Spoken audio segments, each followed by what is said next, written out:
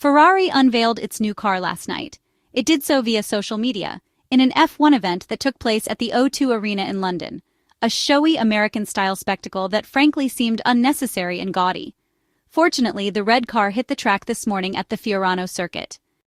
It rolled onto the track surface for the first time in a surreal atmosphere filled with passion. Fans crowded around the circuit in large numbers for this first shakedown, which captivated all of Maranello. But then again, it could not have been otherwise when the most famous team in the world is involved. Ferrari has been running on track on Wednesday. The Maranello-based F1 team decided to use the first slot for commercial filming, a very useful move to test the new car, and as much as possible given the limits imposed by the International Federation, gather initial feedback on the SF-25. The weather conditions were not great, but it was not expected to rain. Charles Leclerc completed the customary installation lap at 9:30 a.m. to check that all the car's functions were working correctly. Meanwhile, Ferrari President John Elkann arrived at Fiorano to witness the new car's debut. The test went well, and the Monegasque began stringing together several laps, alternating push laps with cooldown laps. Then, on the second run, a power unit issue arose. A problem forced the mechanics to work on the lubrication system, as a fluid leak brought the red car's run to a halt. Fortunately, the issue was quickly resolved. During this time, an initial briefing took place. The work program then continued without further setbacks. In these cases, considering that it is a filming day, the Italian team has to carefully manage the mileage. Data collection has been solid, even considering the limitations on top speed. To give a first impression of the new F1 car, we can say it appears well balanced. The front end of the Ferrari SF-25 seemed solid, with the rear following the front quite well. The car's behavior in the run after a roughly 35-minute stop appeared generally understeery. Charles Leclerc did not hold back, and from the first lap, tried to push the red car into the corners.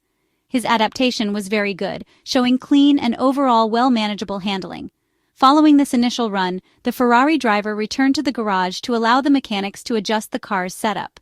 The change was evident in the next run, where the car's behavior was different. Oversteer became more pronounced. According to information reported by the Italian media, Ferrari attempted to correct the lack of rotation with a more extreme setup. After all, in these early stages, the goal is to understand the car as much as possible and see how it reacts to various changes. It is crucial to determine the car's operating range. Considering lap times with the new car is rather pointless, given the track conditions and the nature of the event. In the final run, Charles Leclerc carried out several practice starts. He also pushed again, searching for the limit with a very sharp front end. A good first outing for Charles Leclerc, despite the minor setback. Then a lunch break followed, after which the 7-time F1 world champion made his debut with the Ferrari SF-25. The Briton followed a program similar to his Maranello teammates. We eagerly await to comment on Lewis Hamilton's performance as well, but we will do it in a different video. Following yesterday's presentation, the SF-25 has now therefore had its long-awaited track debut, the car with which the Maranello team will compete in the 2025 Formula One season in pursuit of the World Championship.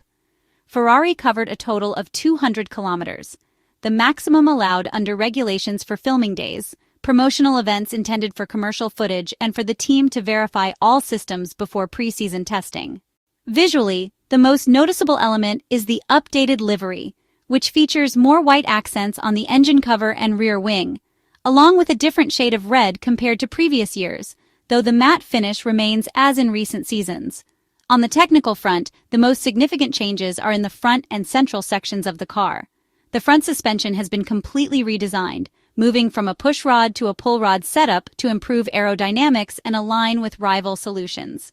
As expected, technical director Loic Serra has overseen this switch from Ferrari's traditional push-rod front suspension to a pull-rod layout, as favored by McLaren and Red Bull, but the rear remains pull-rod, in contrast to those teams. Ferrari explained that the thinking behind the change in architecture was to clean up the airflow around the car, while also providing greater scope for further aero development, which had nearly been exhausted with the previous iteration. Last year's car was invariably the fastest of all through slow corners, but lagged behind McLaren and Red Bull through high-speed corners with a lower downforce ceiling. Ferrari have elected to attack this key shortfall from 2024 in quite an aggressive way. The new pull rod front suspension allows a greater degree of anti-dive to be built into the geometry. in turn allowing the car to be run lower and enhancing the downforce created by the underbody at high speeds. Looking at the images of the car and comparing them to its predecessor, it would appear that Ferrari have increased the wheelbase by extending the gap between the front wheels and cockpit. This, in turn, allows the side pods to begin further behind the wheels than previously, which should allow the airflow to the pods and underfloor to be less disturbed by the front wheel wake. It implies that the previous arrangement played its part in exhausting the aero potential of the SF-24 through those high-speed bends. With the greater space between the wheels and cockpit, the airflow has a better chance of being directed with greater energy and precision. Ferrari stated that it was designed with the aim of maximizing the development potential of the car in a season when, due to the long stability of the regulations now in their final year, one could expect the field to be extremely evenly matched, with just thousandths of a second in lap time making the difference. In the central area of the SF-25 single-seater, the side pods have been entirely reworked, modifying both the radiator inlet shape and the undercut below it to create more space and enhance airflow management toward the car's rear. The greater volume ahead of the side pods has allowed the undercut to be enhanced, the radiator inlets are subtly different, and the rear wing design appears to be new. Ferrari report that they have made detailed changes to the operation of the power unit to give a better spread of performance through all circuit types.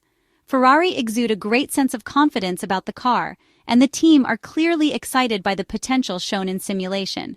Team boss Frederic Vasseur summarized that feeling, pointed out that his team is now ready to take the extra step required to be the best. New cooling outlets have been introduced on the upper engine cover, along with a redesigned rear wing featuring a V profile and a drag reduction system flap connection inspired by the one seen on the Mercedes W15. Last year, the championship was lost in the final race by just a few points, largely due to mid-season development struggles. However, Ferrari managed to recover, delivering a strong car in the latter part of the championship, one that was competitive enough to fight for the title until the final moments of the Abu Dhabi Grand Prix, at the Yas Marina circuit. The reason Ferrari was able to extend the fight for the 2024 Formula One title to the very end was not just technical, but also sporting. The Maranello team demonstrated solid execution in race operations, making significant progress in strategy, an area that had been a weakness in previous years. Ferrari team principal Frederic Vasseur has strengthened the team in the right areas, and now it is time to capitalize on the work done over the past 2 years, aiming for the World Championship with dominance not just on the sporting side, but also on the technical front. The French team principal has made no secret of Ferrari's 2025 Formula One objective, turning a dream into a concrete target.